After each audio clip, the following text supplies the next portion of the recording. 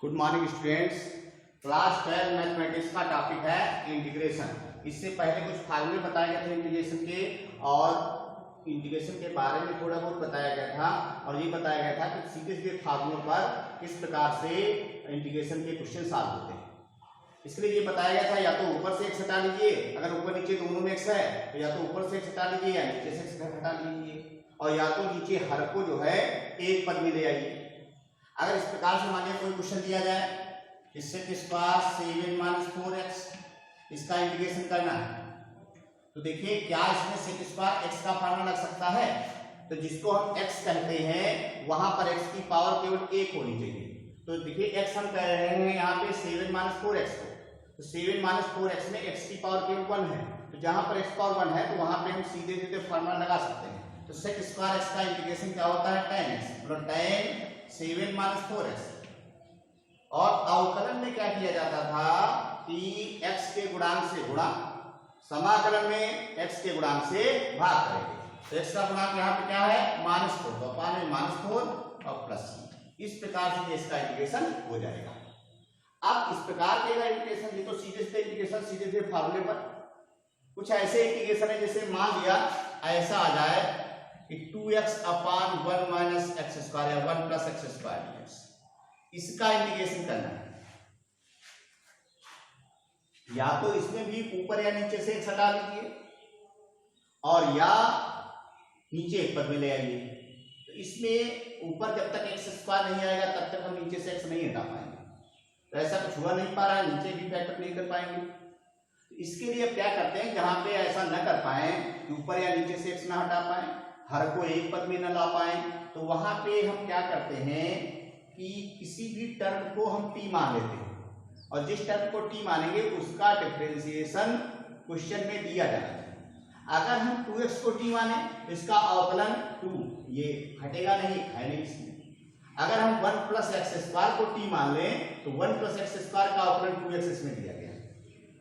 2 दिया जाए या नहीं दिया जाए, x 1 + x स्क्वायर के लिए x तो होनी चाहिए। इसका जब अवकलन करेंगे तो x पावर 1 आएगी, x पावर 1 ऊपर होनी चाहिए। तो हम क्या करेंगे, इसके लिए मान लेते हैं कि माना 1 + x स्क्वायर बराबर t। अब दोनों ओर इसका अवकलन कर लेंगे।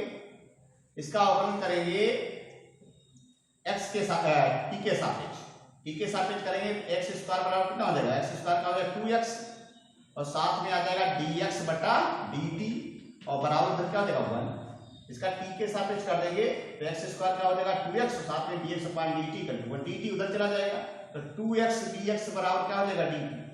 देखिए इसके स्थान पे t ले सकते हो, और 2x dx के स्थान पे क्या ले सकते हो, dt। तो ये क्या बचेगा, इंटीग्रल 2x dx के स्थान पे dt हो गया, और अपान में t, तो ये हो गया 1/t dt। और 1/t का इंटीग्रेशन क्या होता है, log t, ये हो जाएगा log t, और प्लस c, t का मान रख दीजिए, तो log t का मान क्या है, 1 + x स्क्वायर प्लस c। इस प्रकार से ये वाले इंटीग्रेशन हो जाएंगे जिसमें मान के लगाते हैं। अब देखिए हम ये जानेंगे, देखिए अभी तक हमको sec स्क्वायर x का इंटीग्रेशन पता है, cosec स्क्वायर x का पता है, sec x tan x का पता है, लेकिन हम tan x का नहीं जानते हैं, cot x का नहीं जानते हैं। इनके इंटीग्रेशन देख लें कैसे करेंगे। tan x का इंटीग्रेशन क्या होगा, cot x का क्या होगा, ठीक। तो हम ये इंटीग्रेशन देखेंगे, इंटीग्रेशन tan x और dx। बाद में इसको फार्मूले के रूप में ही यूज होगा।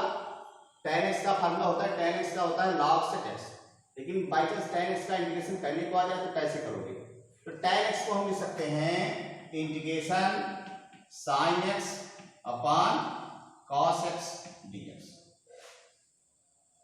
हाँ देखिए cos x को अगर हम t मान लें तो cos x का अवकलन ऊपर sin x दिया गया, तो हम क्या करेंगे, cos x को t मान लेंगे, माना cos x बराबर। अब इसका t के सापेक्ष अवकलन करेंगे तो cos x का हो जाएगा -sin x, अवकलन करेंगे, और x का फिर से करेंगे तो ये क्या हो जाएगा, dx अपान dt, t के सापेक्ष करेंगे और t का वर्ग हो जाएगा, ये dt उधर चला जाएगा, तो -sin x dx बराबर क्या हो जाएगा dt, या sin x dx बराबर क्या आएगा, -d। तो sin x dx के स्थान पे लिख देंगे -dt, तो माइनस इंटीग्रल dt, और अपान में क्या देगा, cos x का मान। तो वन अपॉन टी का क्या होता है log t, तो ये बराबर क्या आ जाएगा माइनस का log t। टी का मान रख देंगे तो माइनस का log cos x प्लस, तो इसका मतलब tan x का इंटीग्रेशन होता है माइनस का log cos x। फार्मूला भी याद करेंगे, इसको थोड़ा और सरल कर लें तो लिख सकते हैं इसको log cos x की पावर -1। देखो -1 आगे लिखा है तो पावर में चला जाएगा, और plus c cos x power -1 को 1 अपॉन cos x ले सकते हैं, तो log 1 upon cos x plus c। 1 upon cos x क्या होता है sec x, तो ये हो जाएगा log sec x और प्लस c। तो tan x का अवकलन क्या होता है log sec x। तो ये फार्मूला भी याद करना है, इंटीग्रेशन tan x dx बराबर होता है log sec x plus c। ये फार्मूला याद कर लेंगे। अब इसके बाद में cot x का इंटीग्रेशन लिखेंगे कि cot x का इंटीग्रेशन क्या होता है। ये तो एक फार्मूला हुआ कि इंटीग्रेशन tan x क्या होता है log sec x। अब इसके बाद में cot x का इंटीग्रेशन देखेंगे, इंटीग्रेशन cot x dx। ये क्या होगा, इधर लिख ले cot x को लिख सकते हैं cos x upon sin x, तो ये बराबर आ जाएगा integration cos x upon sin x dx। अब यहाँ पे sin x को अगर हम t मान लें तो sin x का अवकलन ऊपर दिया गया, मान लेंगे यहाँ पे कि माना sin x बराबर t। अब sin x का जब अवकलन करेंगे t के सापेक्ष, तो sin x का तो हो जाएगा cos x, x का फिर से करना पड़ेगा, t के सापेक्ष कर रहे हैं तो x का हो गया dx अपॉन dt और इक्वल टू t का 1, ये dt उधर चला जाएगा, ये बचेगा cos x dx बराबर dt। तो cos x dx के स्थान पे लिख देंगे dt, बचेगा integral dt upon sin x के स्थान पे t। देखिए जब कुछ मानते हैं, अगर x मान लिया हमने x को t के टर्म में, तो हर चीज यहाँ पे हटकर t के टर्म में ही आ जाए। अगर हमने यहाँ पे x माना तो dx भी हटना चाहिए, x को t के टर्म में माना तो dx भी dt में होना चाहिए। तो यहाँ पे देखिए सब x हटके सब t और dt ही रहेगा। और 1 अपॉन t का समाकलन t के सापेक्ष कितना हो जाएगा log t प्लस c।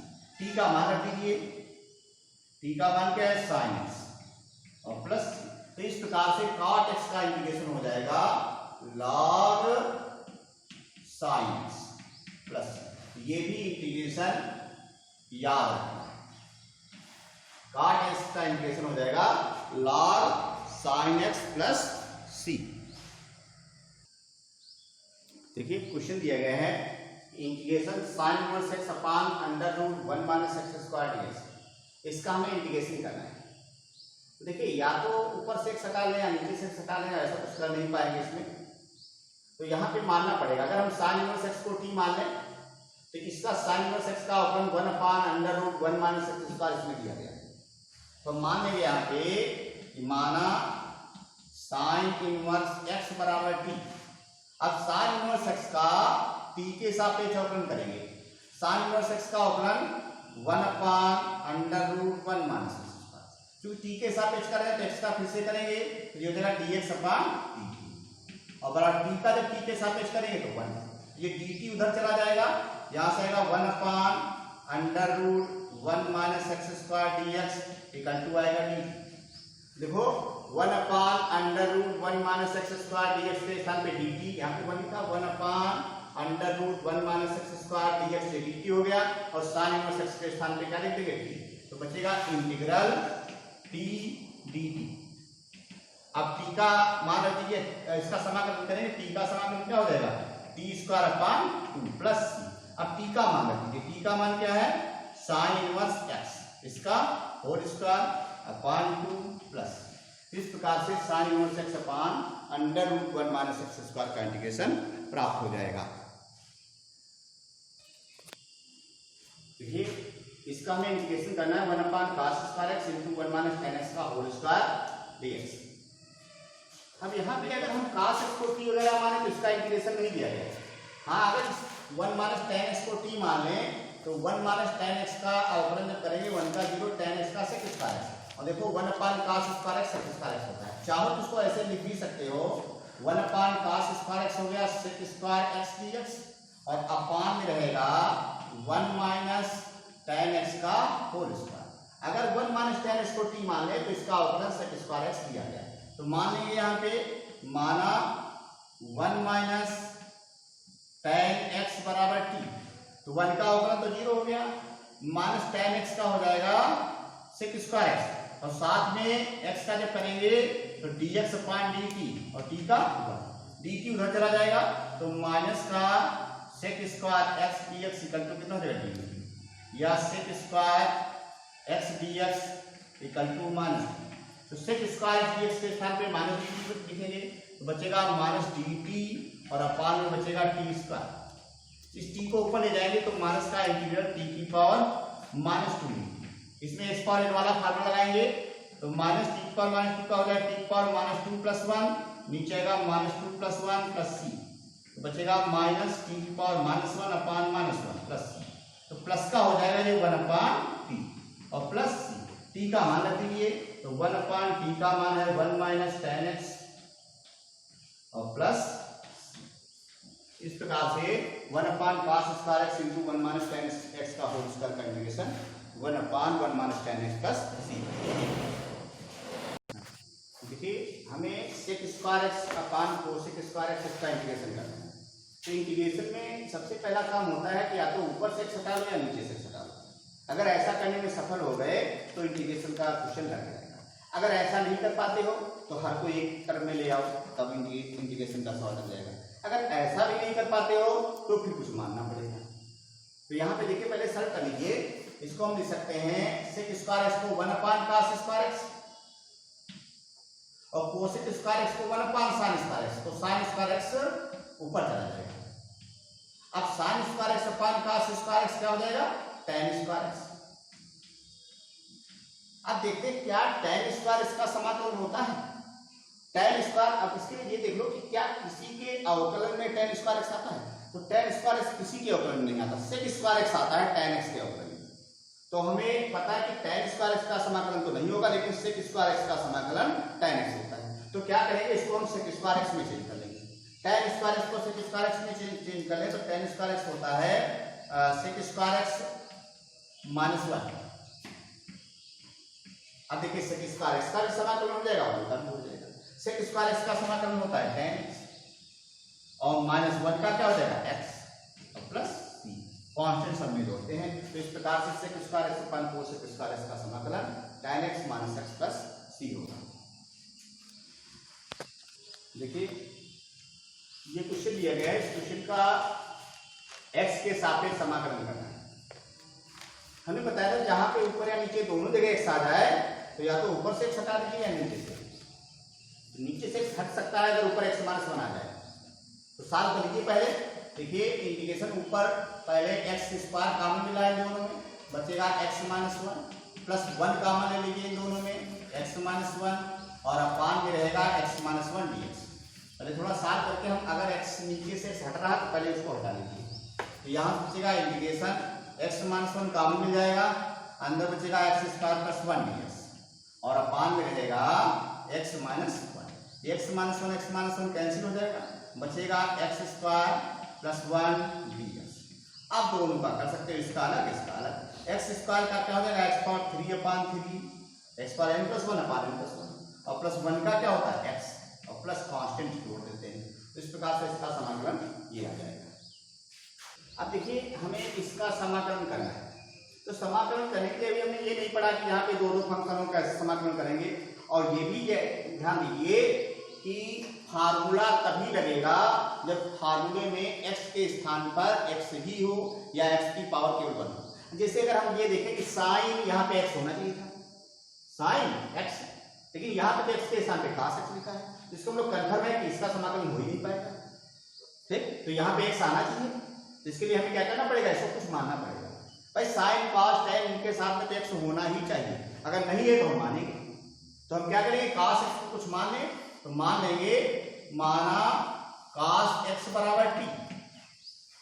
अब यहाँ पे अगर sin t हो जाएगा तो समाकलन हो सकता है, लेकिन यहाँ पे t आएगा तो बाकी भी सब हटके t ही हो जाए, dx dt हो जाए, dt में सब चले जाए। तो यहाँ पे तो t रख देंगे तो ये तो sin t हो गया। अब इसका जब अवकलन करेंगे cos x का हो जाएगा माइनस का sin x और t के सापेक्ष अवकलन करेंगे तो x का हो जाएगा dx अपॉन dt और t का क्या हो जाएगा 1 dt उधर चला जाएगा तो माइनस sin x dx बराबर हो जाएगा dt या sin x dx बराबर हो जाएगा माइनस dt।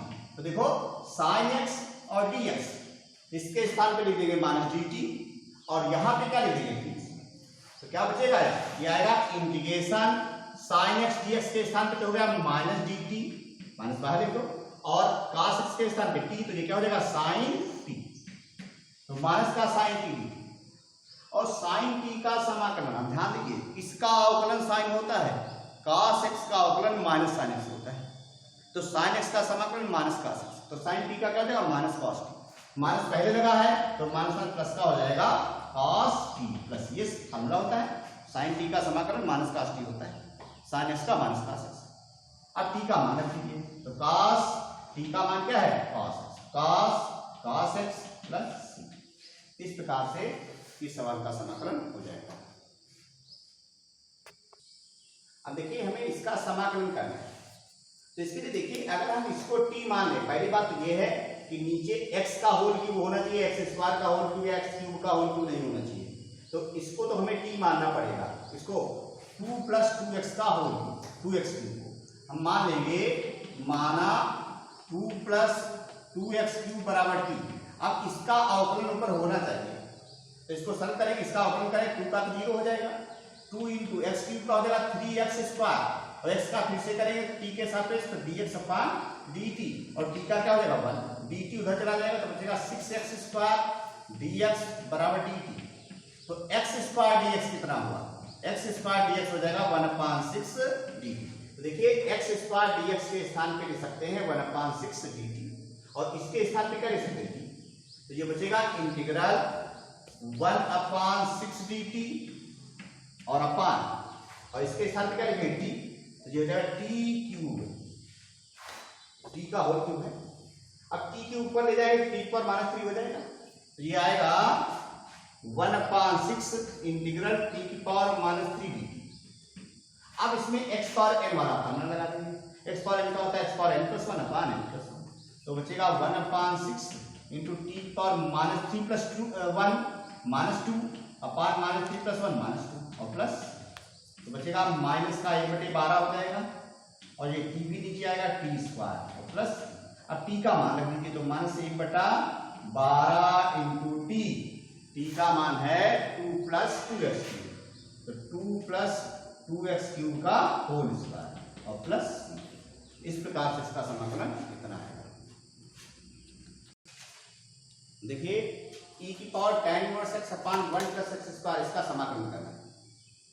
ये तो कंफर्म है e की पावर x वाला फॉर्मूला हमने पढ़ा है तो e की पावर x ही होनी चाहिए x के अलावा x + 1 हो सकता है x + 2 हो सकता है मतलब x यहाँ पे x का कोई लीनियर फंक्शन होना चाहिए यहाँ पे और कुछ नहीं x के अलावा और कुछ नहीं हो सकता क्योंकि यहाँ पे tan इनवर्स x लिखा है तो इसलिए हमको इसे मानना ही पड़ेगा। हम क्या करेंगे tan इनवर्स x को अगर t मान ले तो e पावर t का समाकलन हो सकता है e पावर t का e पावर t रहेगा तो मान लेंगे यहाँ पे और शर्त ये है अगर हम इसको t मानते तो बाकी सब हटके t ही हो जाए तो माना tan इनवर्स x बराबर t। अब tan इनवर्स x का t के सापेक्ष अवकलन करेंगे तो tan इनवर्स x का होता है 1/1 + x square tan inverse x का हो गया x का फिर से t के सापेक्ष करेंगे तो ये हो जाएगा dx/dt और इक्वल टू t का मान हो जाएगा dt उधर चला जाएगा तो 1/1 + x square dx equal to आएगा dt। तो ध्यान दीजिए यहाँ पे 1 तो लिखे ही है 1/1 + x स्क्वायर dx इसके स्थान पे dt हो जाएगा और tan इनवर्स x के स्थान पे t हो जाएगा तो क्या बचेगा ये बचेगा इंटीग्रल e की पावर tan इनवर्स t हो गया और बाकी 1/1 + x स्क्वायर dx क्या हो जाएगा dt और e पावर t का समाकलन क्या होता है e पावर t होता है तो इसका उत्तर क्या आएगा e पावर t और प्लस t का मान रख लीजिए e पावर t का मान क्या है tan इनवर्स x प्लस इस प्रकार से इसका समाकलन इतना हो जाएगा। अब देखिए हमें इसका समाकलन करना है। अब इसमें अगर इसको हम t मान रहे हैं तो इसका अवकलन यहाँ पे होना चाहिए इसको ये तो कंफर्म है इसको t जब मानेंगे तभी जाके इसका समाकलन हो पाएगा क्योंकि इसकी पावर 1/3 है, या तो अंदर केवल t है तो t की पावर n वाला फॉर्मूला लगा सकते हो, लेकिन अभी इसकी पावर n वाला फॉर्मूला नहीं लगा सकते क्योंकि अंदर जिसको हम x कह रहे हैं, x पावर n का अगर हम फॉर्मूला लगाना चाहें तो यहाँ पे अंदर भी x की पावर है, तो इसलिए इसको तो मानना पड़ेगा। इसको जब मानेंगे तो इसका अवकलन आएगा 3x², अर्थात इसमें x² भी होना चाहिए। तो हम इसको ऐसे लिख सकते हैं इंटीग्रल x³ - 1 की पावर 1/3 इंटू x³ और इंटू x²। x पावर 5 को ऐसा लिख दिया। अब हम क्या करें, इतने को t मान लें, माना x³ - 1 बराबर t, तो x³ का मान क्या हो जाएगा t+1। अब इसका अवकलन करेंगे तो x³ का हो जाएगा 3x² dx अपान dt, 1 का 0 हो जाएगा बराबर t का 1, dt उधर चला जाएगा 3x² dx बराबर हो जाएगा dt। देखो या x² dx बराबर हो जाएगा 1/3 dt, तो x² dx ये यहां पे लिख देंगे 1/3 dt, और x³ - 1 के स्थान पे t लिख देंगे और बचा x³, तो इस x³ के स्थान पे लिख देंगे t+1। तो ये आएगा यहां से इंटीग्रल x³ - 1 के स्थान पे t, तो t की पावर 1/3 हुआ, x³ के स्थान पे हो जाएगा t+1 इंटू में t+1 और x² dx के स्थान पे 1/3 dt, तो 1/3 बाहर निकाल लो, 1/3 बाहर इंटीग्रल t की पावर 1/3 से अंदर गुणा कर दो, t की पावर 1/3 की t से गुणा करेंगे तो t की पावर आ जाएगा 4/3, देखो t की पावर 1/3 प्लस 1 और प्लस t की पावर 1/3 की 1 से गुणा करेंगे तो t की पावर 1/3 और साथ में रहेगा। अब इसका अलग समाकलन कर दीजिए, इसका अलग, इसमें भी x पावर n लग जाएगा प्लस इसमें भी x पावर n, तो यहां से 1/3 तो लिखा रहेगा, x पावर n का होता है x पावर n + 1 अपान n + 1, तो t की पावर 4/3 प्लस 1 अपान में 4/3 प्लस 1 प्लस इसका t की पावर 1/3 प्लस 1 अपान 1/3 प्लस 1 और प्लस c, ये बचेगा 1/3 इंटू ये t की पावर बचेगा 4 × 7/3, t की पावर 7/3 नीचे 7/3 प्लस ये t की पावर 4/3 और नीचे 4/3, 3 कॉमन लेके ये कैंसिल हो जाएगा तो बचेगा 3 कैंसिल हो जाएगा, इससे बचेगा t की पावर 7/3/7 प्लस t की पावर 4/3/4 और प्लस c। अब t का मान रख दीजिए, t का मान क्या था x³ - 1, ये बचेगा x³ - 1 इसकी पावर 7/3/7 प्लस x³ - 1 इसकी पावर 4/3/4 प्लस, इस प्रकार से इसका समाकलन इतना है।